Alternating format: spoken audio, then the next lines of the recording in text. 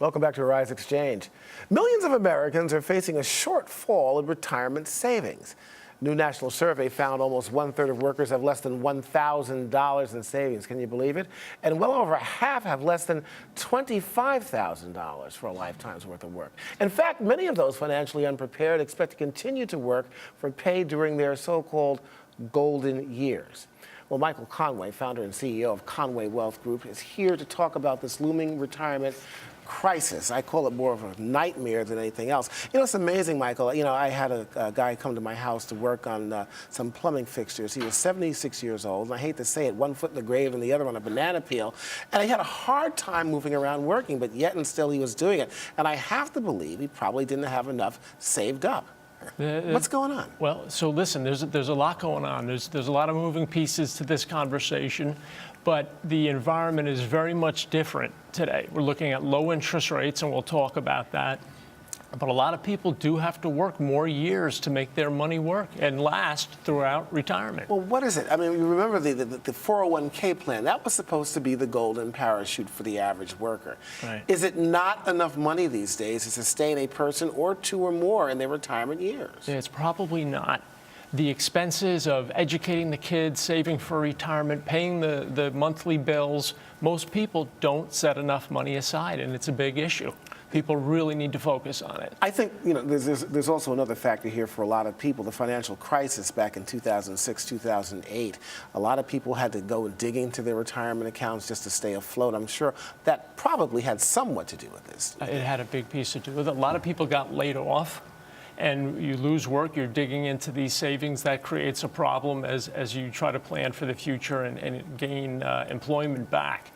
So, years and years ago, back in the 90s, there was a study done by a financial planner that said you could take 4% out of your savings per year. That made the assumption that you had money 50% in a stock portfolio and 50% in a bond portfolio. Mm-hmm. The issue today, and some of the things we're talking about, is so you could take 4%, right, and if you did that with inflation, you would have enough money to last 30 years for your assets during retirement. The issue now is, I said before, the interest rate environment is so much different. So that's a big factor today. Okay, so we have this huge morass here for people who are struggling now to stay afloat in their golden years, trying to survive. Of course, many people are working. Of course, that's if they can find work. Sure. And the question is, there are a lot of people that can't find work, Michael. Yeah. No, that's a big problem. People need to really hyper-focus on, obviously we need to pay the monthly bills.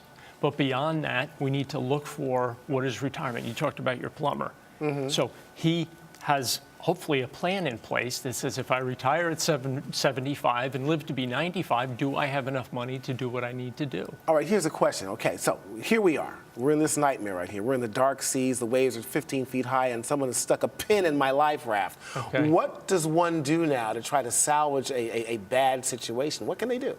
Well, one of the things I want your viewers to pay attention to is I don't want them to reach.